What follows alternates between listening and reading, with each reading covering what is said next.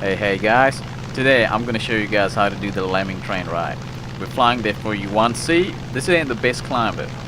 So, if you're flying in a squad, I hope you're flying in a squad because, yeah, this thing can't climb, doesn't turn too well, especially against the Japs.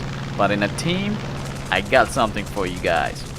The Lemming Train and how to use it properly. Alright, there's gonna be about 3 planes above me, okay? Notice.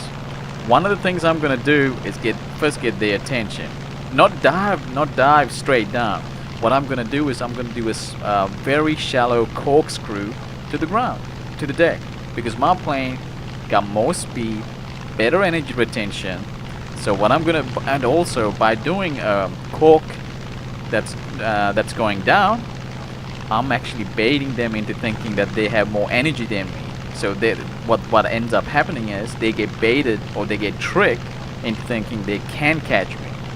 And when they do, all I do is straighten up a little bit more, fly, keep diving, shallow dives, and then turn a little bit again and just trick them into thinking that they can get me. So now, behind me, that A7M and the other A7M is following.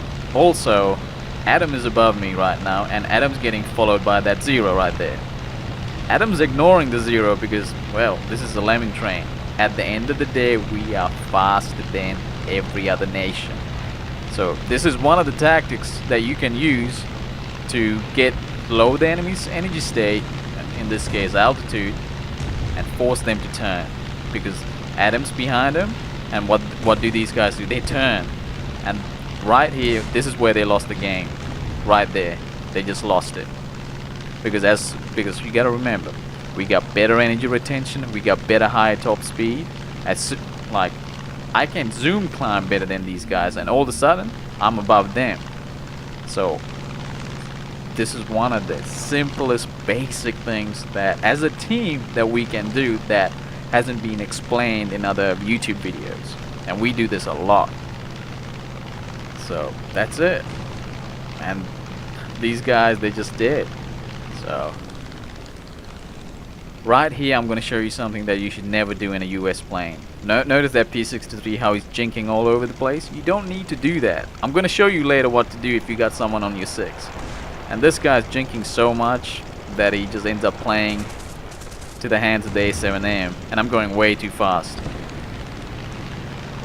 Now look behind me. Unfortunately, I don't get any kills in this game, but Adam and I, we ended up lowering the enemy's energy state to a point that they started getting slaughtered. They could not do anything with it. And all we're doing is booming and zooming them now. That's it. So I hope this little simple basic trick helped you guys. And on the next scenario, we're gonna go against the Germans, and it's gonna be a little different. So.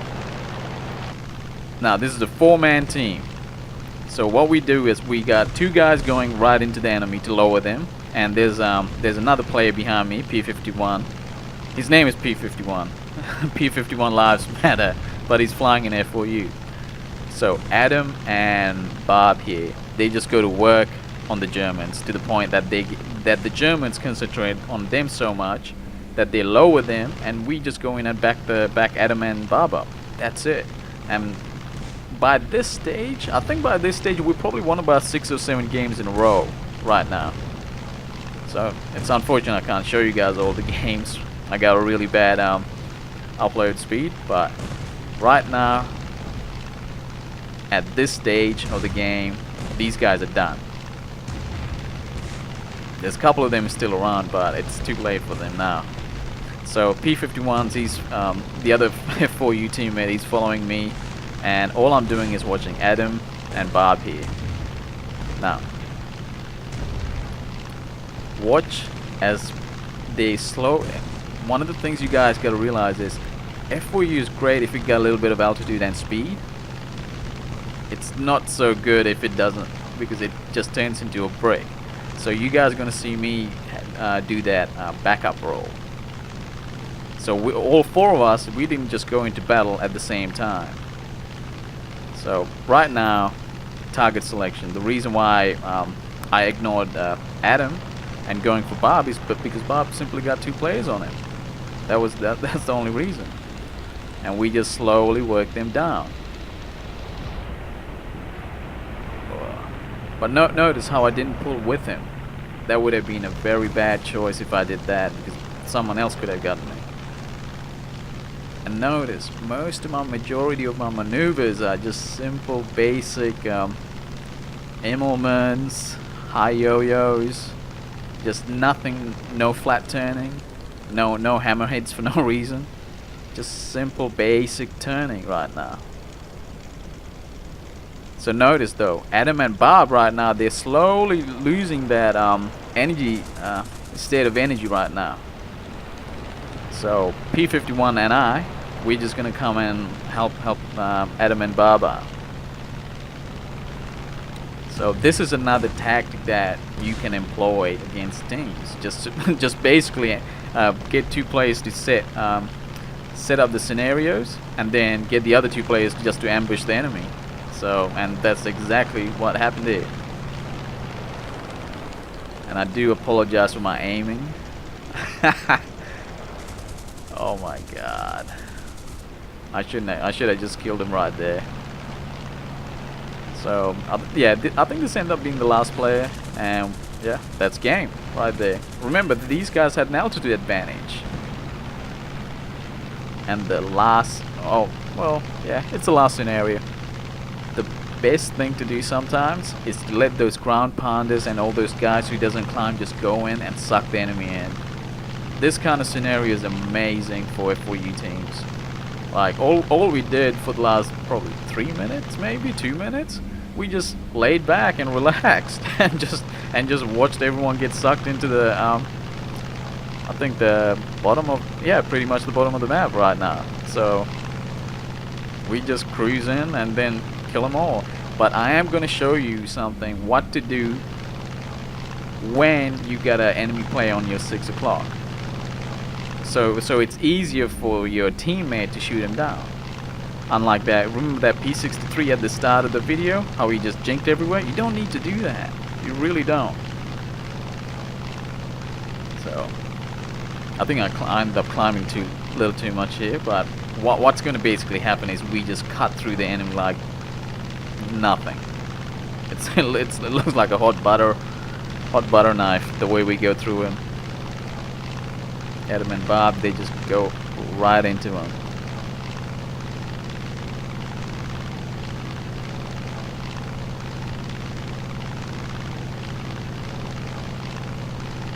But notice how Adam and Bob, they just don't go straight up or straight down. They just just observe the enemy, how they behave, and then they react to them. They just don't, hit the enemy, run, come back, do it all over again. They just observe them. And that's all you need. That's all I did right here too.